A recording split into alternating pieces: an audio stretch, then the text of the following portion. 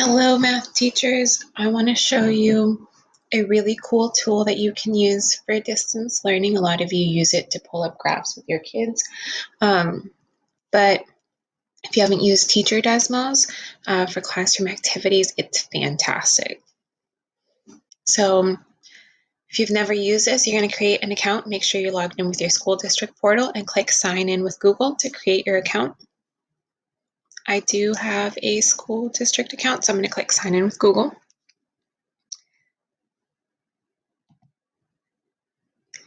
And then I'm all the way logged in. It's really cool because you can search for an activity. They have some featured collections here. So you can view all of them.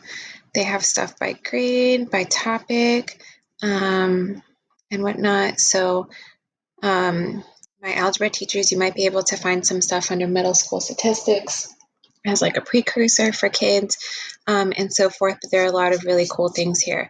So I'm just going to search to see if there's something for geometry, for example, since my last video was an algebra video. I know we're getting into 3D shapes. So let's say I'm like, oh, I see something on cylinders. I want to assign this to them. If I click this plus right here, this allows me to bookmark it or to create a new collection that I want to do. If you actually click it, it allows you to see a description. You can click a teacher guide. The teacher guide tells you a couple things that the activity seeks to do. It actually shows you what students would see. So these are the different things that students would see. It asks them to start with area, then go to volume, and then it looks like the students are going to have to explain whether or not someone's strategy is correct and whatnot. This one looks cool because they have to drag stuff, they have to sketch. So this one actually looks fantastic. It tells you some teacher moves that you might want to do. What are some sample responses that students should have? So the teacher's guide is fantastic for each one of those. And if you have a printer at home, you can print it. I'm going to exit out this tab so I can go back to this. If I want to see what students see, I can scroll down and I can click student preview. And this is what students would see. So like students would literally have to type in 12 units, for example, and type in there. And then they would have to click next. Here's where it's really cool. So I'm seeing the teacher moves. I can exit out of that if I want to see what student sees. This is where it's actually fantastic. And this is my favorite part of the Desmos, is in this one right here, you have a different button right here. It says share with class, because when students type in the 12 represents the height, I don't know, the 5 represents the length of the base, I can share it with class.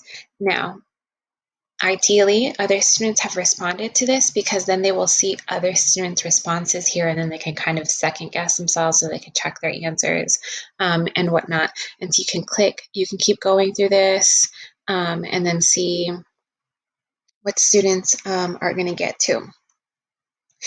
If you do want to assign this, you're going to need to create a class code. And so I click create class code, and here's a class code.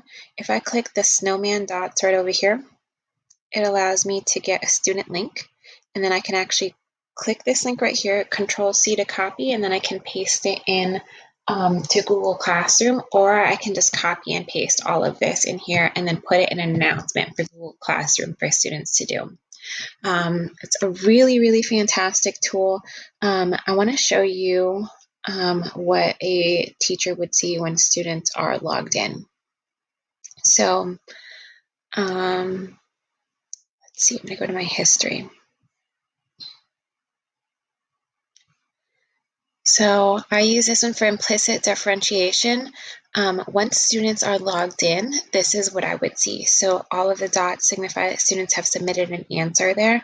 And then if I wanted to, I could go ahead and I can click and see what the student response is. And that can be like a great way to use formative assessment. And I can do this for each one of my students. The other thing that you can do is you can pause this. So if you only want to give your students a certain amount of time to work on it, you can pause this. You can also pace it for them. So if I click this, I only want them to work on screen 2 or 3 or 4. And this is like if you like part of the assignment and you don't like the whole thing, then I'm going to say I want them to do 1. I want them to do 1 through 4, for example, and I don't want them to do 5 and beyond. And I'll have to click restrict, so that way students will only see 1 through 4, which is actually a really, really cool tool as well. If you want students not to know who is responding, then you can click anonymize. And you see it's changed everyone's name, and then I can click it back and I can see everyone's name. I can also see the time entered, so I can sort it by name. Good drama right here. I can shuffle them, right, according to the time entered. If I click student up here, I can see the student view. If I click here, I can see the teacher view. And again, the way that you would get there, let me see if I can go back, is if you are, once you've done an activity, this is the main page. If you go to history, anything that you've ever used is here, right? Or you could go to history when students are actually currently on it, and then you can actually click this, click the assignment, exit out of this, and see what it is that students are working on. Like I can tell this student right here didn't submit an answer here, right? You might want to give completion credit for, are they able to get through everything? Oh, this is a completely different assignment. This is Volumes of Revolution. And you can see the summary here. Snapshots, this is where you can take snapshots of student work. So if there's like a common response that you see that's incorrect, you can do that here, which is fantastic. The summary page is what gets you to see all the students here. And then again, pacing is where you're going to select the slides that you want your students to see. You can pause this when you no longer want them to work on it. You can anonymize and all of those things. So Desmos is fantastic. I absolutely love it. I recommend it.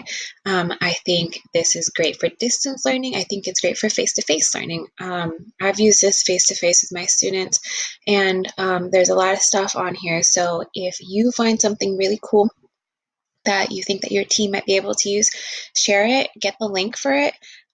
So I can share this activity right here, right?